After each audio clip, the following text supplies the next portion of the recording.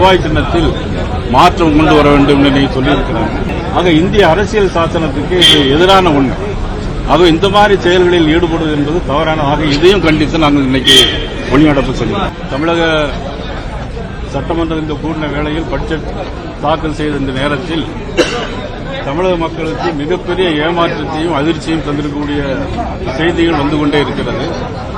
இன்னைக்கு டாஸ்மாகை பொறுத்த மட்டும் டாஸ்மாகில் மிகப்பெரிய ஒரு ஊழல் நடந்திருக்கிறது. கிட்டத்தட்ட சொல்லப்போனால் டெல்லியை காட்டிலும் அதிர்ச்சி அளிக்க வேண்டிய தகவல்கள் நிறைய வந்துட்டே இருக்கு. ஒரு பாட்டிலுக்கு 10 ரூபா வாங்கியிருக்கிறாங்க. 10 ரூபாயிலிருந்து 30 ரூபா வரைக்கும் வாங்குறாங்க. இது அந்த டாஸ்மாக் உற்பத்தி செய்யக்கூடிய ஃபேக்டரியிலையும் வாங்குறாங்க.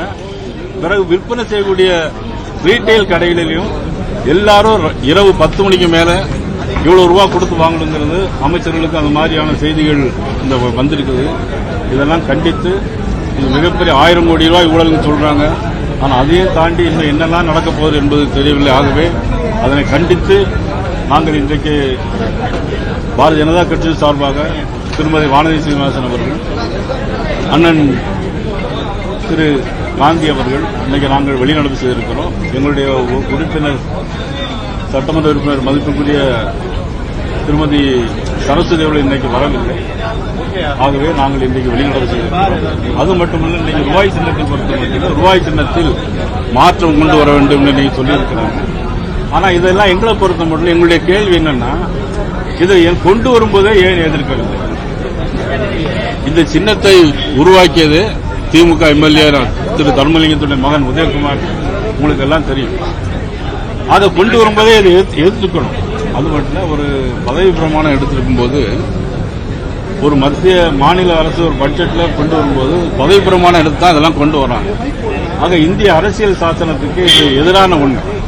ஆக இந்த மாதிரி செயல்களில் ஈடுபடுவது என்பது தவறானதாக இதையும் கண்டித்து நாங்கள் இன்னைக்கு வெளிநடப்பு செல்கிறோம். சர்வதேச அளவில் இன்னைக்கு ரூபாய்னா எப்படி தெரியும்?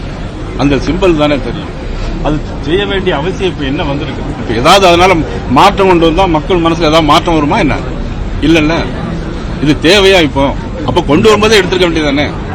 அது கொண்டு வந்ததே திமுக எம்எல்ஏ சந்தான கொண்டு வந்திருக்கிறாங்க. புதிய கல்விக் கொள்கையில என்ன பண்றாங்கன்னா, இந்திய படிங்கன்னு அவங்க சொல்லல, ஏதாவது ஒரு மொழியை படிங்கன்னு சொல்றாங்க. அதுதானே இன்னைக்கு நாட்டில் இன்னைக்கு வந்து ஏதாவது ஒரு மொழியை படிங்க.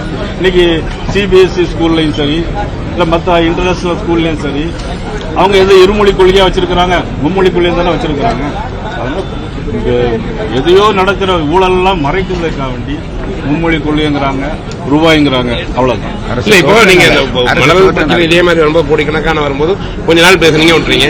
இப்ப டாஸ்மார்க் வந்து 10,000 கோடி ஊழல், இது தொடர்ந்து எதிர்ப்பு ஒரு சரியான நிலைப்பாடு இல்லாத மாதிரி தான் தெரியுது. மணல்ல ஊழல் நடந்தது, இன்னைக்கு விசாரணை நடந்தது, என்போர்ஸ்மெண்ட் பண்ணது, சிபிஐ விசாரணை நடந்தது, எல்லாம் நீங்களும் பார்த்துருப்பீங்க. மறுபடியும் நடக்கலையா? நாங்க வந்து என்னன்னா இதை சொல்லத்தானே செய்ய முடியும், மக்களுக்கு தெரிவிக்க முடியும். நீங்க அதை வந்து உங்க பத்திரிகையில ஊடகத்திலேயே நீங்க வந்து மக்களுக்கு தொடர்ந்து ஞாபகப்படுத்த வேண்டிய வேலையை உங்க வேலை தான். எதிர்கட்சி நீங்க எல்லாம் பண்ணலாம்னா கண்டிப்பா அதான் பண்ணிட்டு இருக்கோம் இப்போ.